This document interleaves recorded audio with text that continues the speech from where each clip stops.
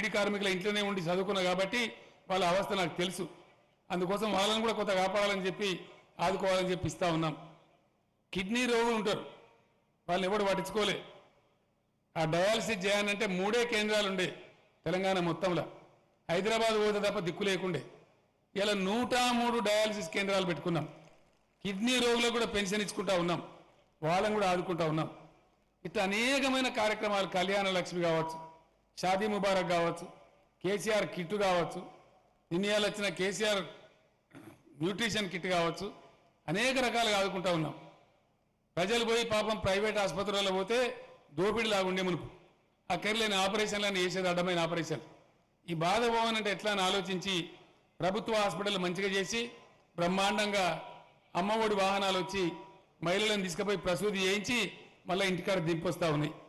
వాళ్ళు ప్రసవం అయితే అమ్మాయి పుడితే 13,000, అబ్బాయి పుడితే 12,000 రూపాయలు ఇస్తా ఉన్నారు. ఇదంతా కాంగ్రెస్ రాజ్యంలో ఎప్పుడన్నా విన్నామా? కళలో కూడా ఊహించినామా? కంటి వెలుగు అని ఒక ప్రోగ్రాం పెట్టాం. ఏ గవర్నమెంట్ అన్న ఇండియాలో చేసిండ్రా?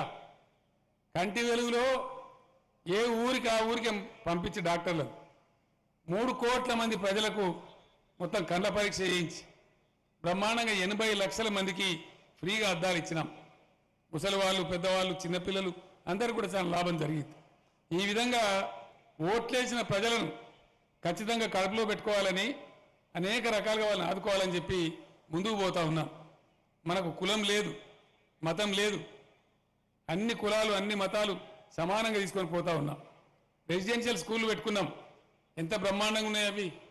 ఆ పిల్లలు ఎంత మంచి ఇంగ్లీష్ మాట్లాడుతున్నారు, ఎటువంటి సీట్లు తెస్తున్నారు.